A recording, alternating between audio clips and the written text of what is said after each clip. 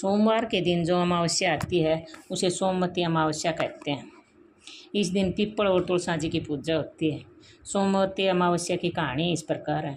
एक साहूकार के 7 बेटा 7 बहू और एक बेटी थी। साहूकार के घर एक जोगी भिक्षा मांगन आतो।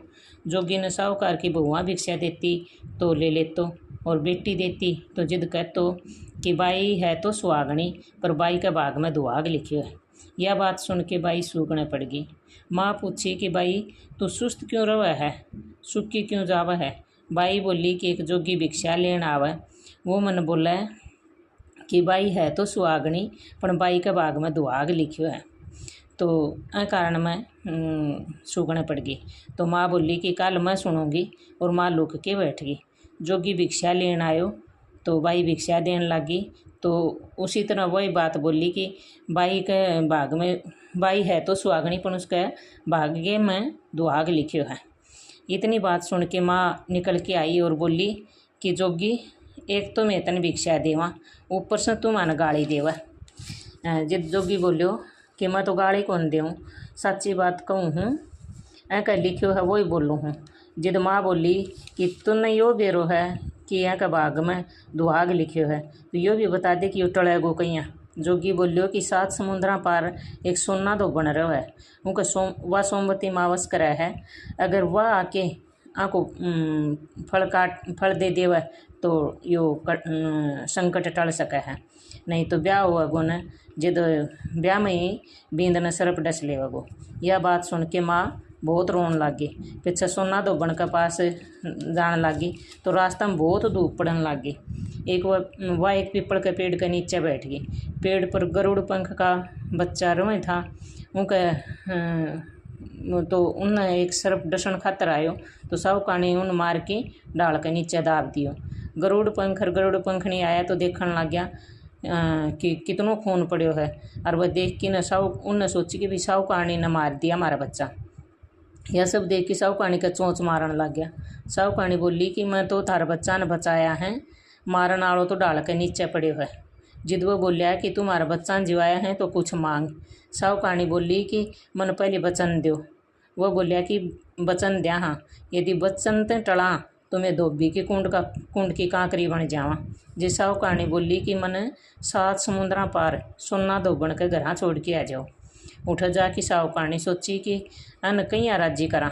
सोना धोबन के 7 बेटा और 7 बहू थी, क्योंकि 7 बहू काम करने तो आपस में रोज़ लड़ती और काम भी कोई नहीं करती। रात ने सब सो जाता तो साहूकानी ने सोचो कि आप ही काम कर दें। साहूकानी सोना धोबन कर जाती और घर को सारो काम कर आती, गोबर थापती, गाय ने नहवाती, घर धोती, रसोई करती, चौका बर्तन सारो करती, पीसती, कपड़ा धोती, पानी भरती और दिन उगने से पहले ही चली जाती।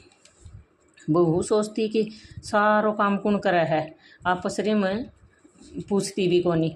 एक दिन सोना धोबन बहुआ ने पूछी कि आजकल थे लड़ो भी कोनी और काम भी ठीक करो हो, तो कौन सी करे है। बहू बोली कि सासू जी काम तो मानना ही करना पड़ेगो, चाहे लड़की करो चाहे राजी राजी करो, तो लड़ाई करने से क्या फ़ायदा। सोना धोबन सोची कि आज देखा तो कौन सी बहू काम करे है।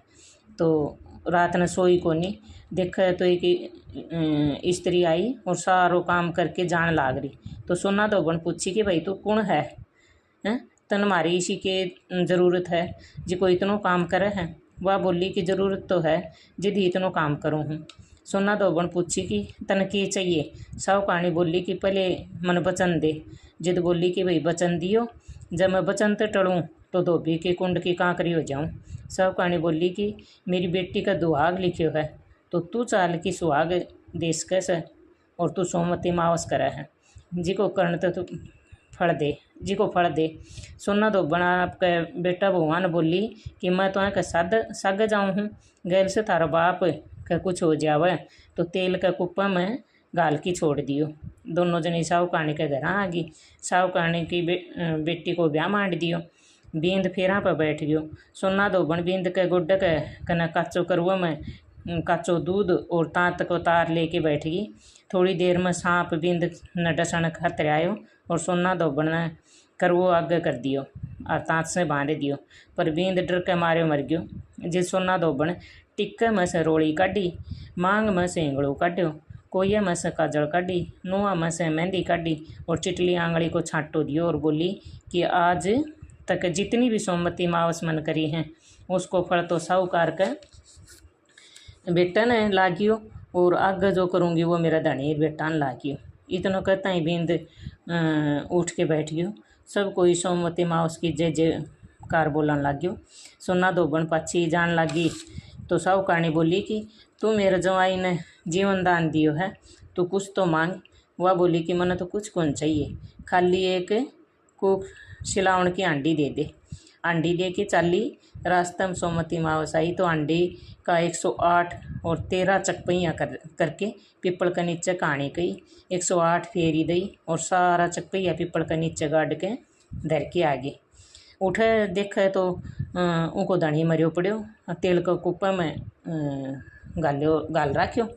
जिधर टिक्के में से रोड़ी काढ़ी, मांग में से इंगड़ो काढ़ो, कोया में से काजल काढ़ी, नुआ में से मेहंदी काढ़ी और काढ़ के इन चिटली आंगली को छांटो दियो और बोली कि जो रास्ते में सोमवती मावस करी हैं उनको फल मेरा धनी के लागियो। इतना कहता ही धनी बैठो हो गयो। घर को जोशी आयो और बोलियो कि जजमान सोमवती को के करियो तो देव मन। सोना धोबन बोली कि मना तो सोमवती रास्ते में आई थी तो मैं कुछ भी को नहीं करियो, जो करियो तो वो पीपल के नीचे ही गाड़ दियो। जोशी जाके खोद के देखा है तो 108 और 13 सोना का चक्कर हो गया है।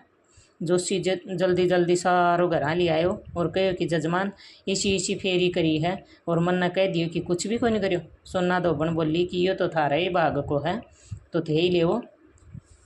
जोशी बोलियो कि मेरी तो चौथी पाती होगी, बाकी तो थारो है, तानी जिसने दो उन दे दो।